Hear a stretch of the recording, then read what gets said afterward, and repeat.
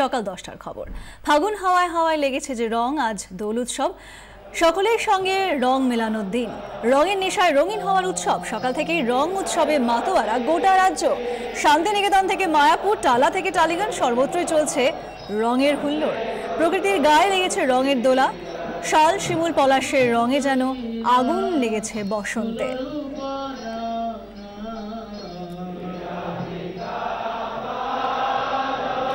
আমাদের দুই প্রতিনিধি আমাদের সঙ্গে এই মুহূর্তে রয়েছেন। আমরা পেয়ে গেছি শ্রাবন্তীকে। শ্রাবন্তী রয়েছেন শান্তিনিকেতনে এবং রয়েছেন ডায়মন্ড সিটি, কলকাতার ডায়মন্ড সিটি থেকে আমাদের প্রতিনিধি দেবারতী ঘোষ। আমি প্রথমেই চলে যাব শান্তিনিকেতনে শ্রাবন্তীর কাছে। শ্রাবন্তী, প্রথমেই তোমাকে দোলের অনেক শুভেচ্ছা। এবং আমরা জানি শান্তিনিকেতন মানে সেখানে দোলের একটা অন্য মেজাজ, অন্য রকমভাবে সেখানে দোল পালন করা হয়। তুমি সকাল থেকে রয়েছো, কি ছবি এই মুহূর্তে?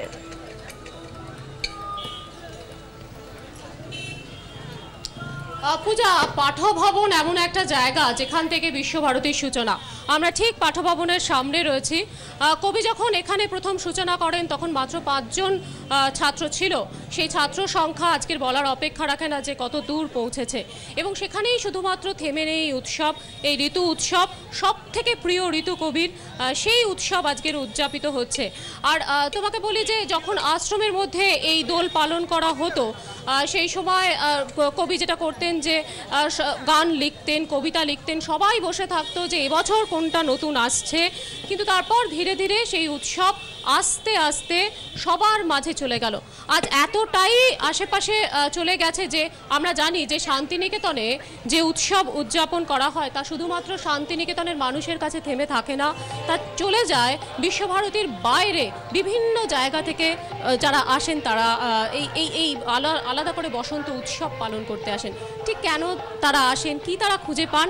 যারা এসেছে আমাদের সঙ্গে ব্যান্ডেল থেকে আমরা 3 জনকে দেখতে পাচ্ছি খুব সুন্দরভাবে। আমার মনে হয় আবিরের রংটাই এত সুন্দর যে কারুকে আর আলাদা করে সুন্দর করার অপেক্ষা রাখে না, একটু লাগলেই বোধহয় সুন্দর লাগে।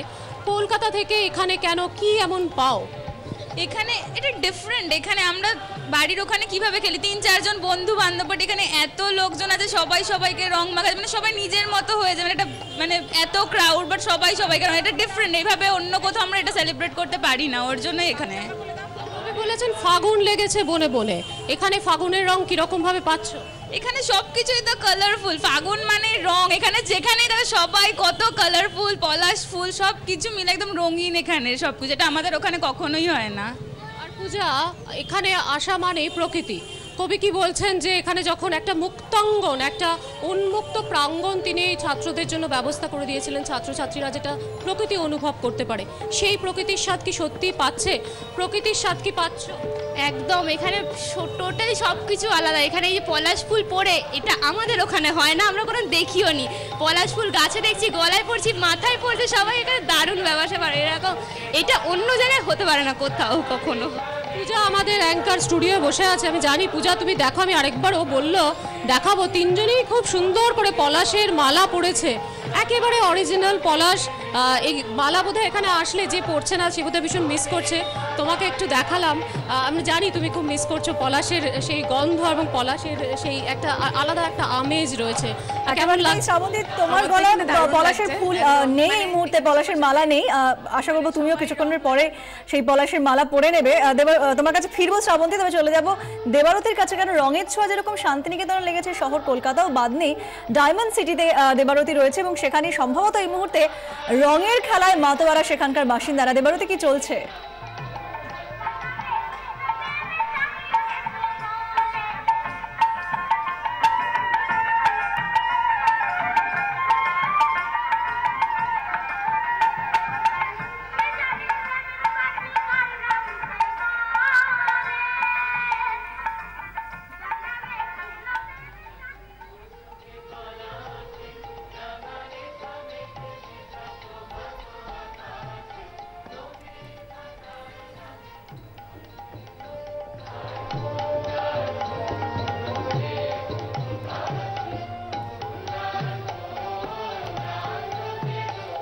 দেবারতী, তুমি শুনতে পাচ্ছ? দেবারতী, কি চলছে এই মুহূর্তে তুমি যেখানে রয়েছো ডায়মন্ড সিটিতে?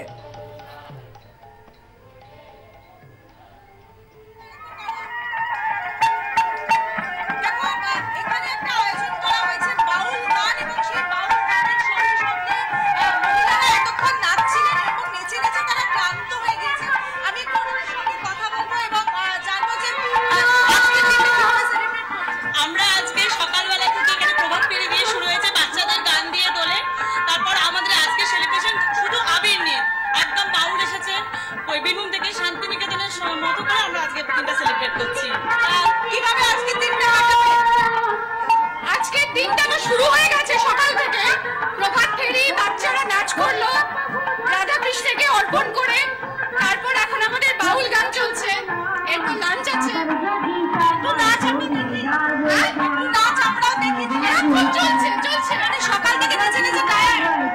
সঙ্গে আমি আরো কিছু জনের সঙ্গে কথা বলবো এবং জানবো যে কিভাবে আজকের দিনটা সেলিব্রেট হচ্ছে।